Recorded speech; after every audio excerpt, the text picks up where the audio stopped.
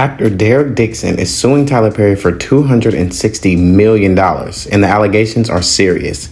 Dixon claims that he endured years of sexual harassment and assault at the hands of the Hollywood mogul while working on Perry's hit shows Ruthless and The Oval. I'm Jakan Milan, and let's talk about it, because I feel like there's a deeper conversation here.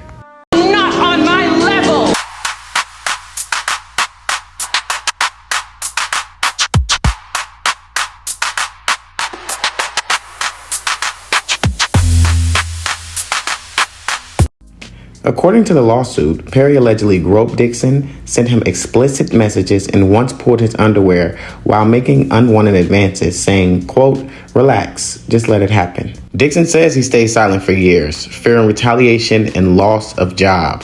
But in 2024, he finally filed an EEOC complaint before quitting the shows altogether. Now, Tyler Perry has denied all allegations, calling the lawsuit a shakedown scam designed to destroy his reputation. He says he will not be intimidated or extorted and insists there is no truth to Dixon's claims. Lies! The lies! Now, while Tyler Perry has never faced formal criminal charges in the past, this isn't the first time questions have surrounded his conduct, especially in Hollywood's quiet corners. Behind the scenes, some have whispered for years about the power imbalance on his sets and the way loyalty and silence are expected. One of the most infamous moments of pushback that came in the form of satire that I can remember is from the Boondocks. Back in 2010, the show aired an episode titled Pause, featuring a flamboyant and controlling film director named Winston Jerome, a clear parody of Tyler Perry. The episode mocked Perry's persona, his religious messaging, and alleged behind-the-scenes behavior. Shortly after it aired, reports began circulating that Tyler Perry used his influence to have the episode pulled from Adult Swim, and it hasn't aired since. Now you know we only deal with facts and receipts around here.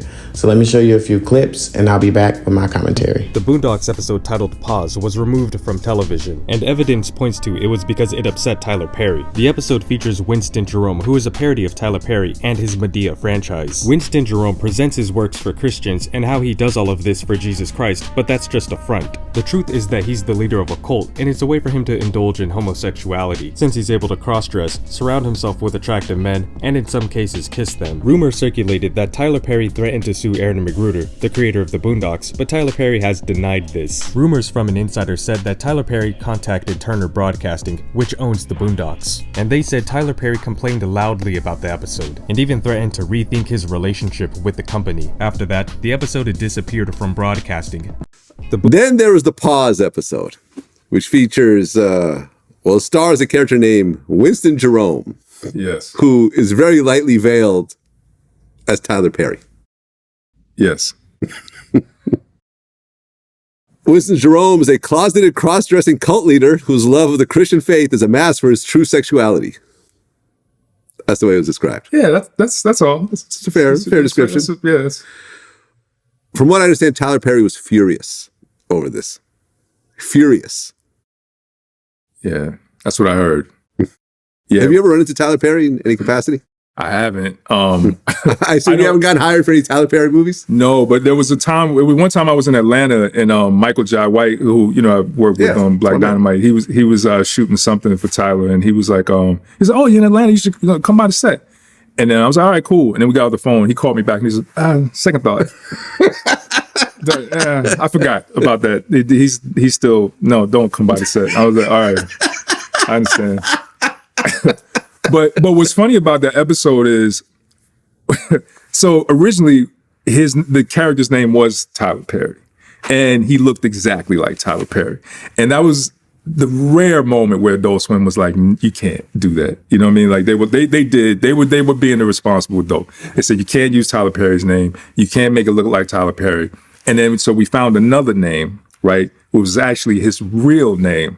And we got it under the radar for... Wait, his real name is Winston Jerome? No, it was another name. Okay. I don't remember what it was, but we found out his real name, and we changed the script, and then Adult Swim got it, and they didn't flag it. So we Emmett Perry Jr. It wasn't. So we use Emmett Perry. Okay, I think it was Emmett. Yeah, it was Emmett Perry.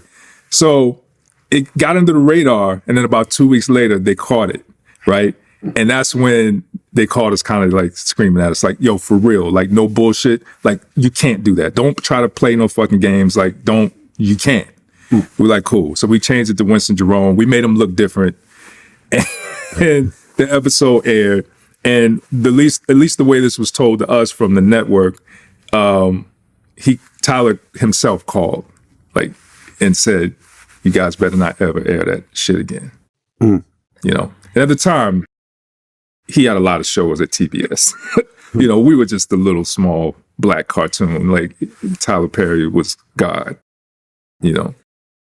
Shout out to Tyler Perry, by the way, because I got love for Tyler Perry too. Now that you've seen those clips, you get a deeper view of the allegations towards Tyler Perry. As this lawsuit unfolds, it raises bigger questions about power, silence, and consent in the entertainment industry, especially when the accused is a billionaire with his own studios, network deals, and legacy. Derek says he wants justice, not clout, but Tyler Perry says he's being targeted by someone who sees him as a payday. As always, we'll let the courts decide the facts, but we need to keep talking about the uncomfortable stuff. Because when power goes unchecked, truth often gets buried beneath the spotlight. See, that's where my problem kicks in. Oh boy. Let's talk about it. Uh-oh, you know I got thoughts, and everybody may not agree, and that's okay. Welcome to That's My Opinion, the part of the video where we sip tea on the spilled facts and step on some toes, not on purpose, of course. Don't get mad, get educated. Let's get into it. This is the part of the video where my opinions are hot because the facts are messy. And if you're easily offended, this may not be your safe space. But hey, somebody had to say it, why not me?